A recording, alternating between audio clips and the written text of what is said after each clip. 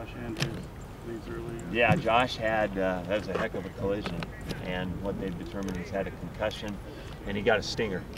So he'll be out for, the concussion period of time. Hopefully he'll be back by Monday practicing for the game. That would be good.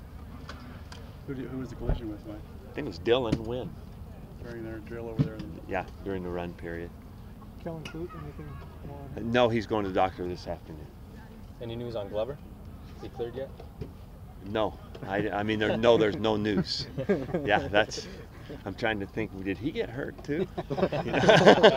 Mike, Coote sort of continues that tight end thing. You gonna have enough tight ends for the opener, or how do you look into preparing for that? We have somewhat of a contingency plan, and we have Grant Inger working out there some. You've probably noticed that a little bit, and but it is scary. What we need to try to do is practice, but we need to stay healthy, and then the cavalry will be coming with Halahouni. So you're right though. It's very much a concern. I mean, when you're moving a tackle to be able to run some plays at tight end, that's not a great thing. Do you have to be careful of Prince? I mean, running him into the ground or wearing him out or playing him? We are.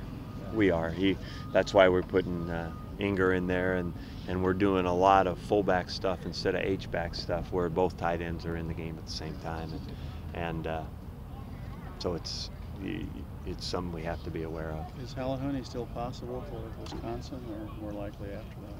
I'm thinking after that, Paul. I think that the right approach with him is conservative, and I think that's probably after Wisconsin.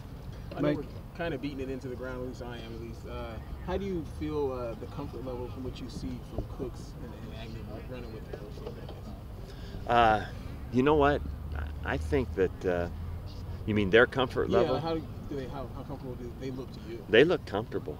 It looks comfortable to me when they're making those big plays. I think that they're smart. They're both, they're both just fitting in. They're not necessarily first string today, but they work with the ones a lot, and they're not cocky guys, so everybody kind of helping them out, and it's a very easy entryway into our team. It's pretty obvious neither one of those guys are going to redshirt, so they'll help our team somewhere along the way, and our players know that. Mike, you said the other day that one of the reasons for this sort of new practice format was players be fresher and spend less time on their feet, maybe address this history of slow starts. Are there other things that you've done specifically different this year with that in mind, with starting out slow? Well, it's always about how good you are at the detail of execution and being able to play it fast. So we've upped our tempo within practice, not only had shorter practices, but we've kind of tempoed it up, put pressure on basically the execution, and more guys have gotten to play football this camp, which I think is good because we play quite a few guys during the season. So I think that part of it's good, and then I think we've also done a nice job of packaging situations. So, the learning seems broad, but when you break it down to certain situations of the game, it's not that overwhelming. So hopefully we have a package that everybody can swallow and execute, and it looks good. I know it's more than a week away, but what kind of things do you know about Sacramento State? Well, I know that they're very, very aggressive defensively. I've seen them play defensively, and they, especially if they're having success, they'll come with the kitchen sink. They play hard, and their deal is to really be aggressive and try to take it to you. They're not a sit and read type defense. So, and then offensively, I'm not sure yet. I haven't watched a lot of them.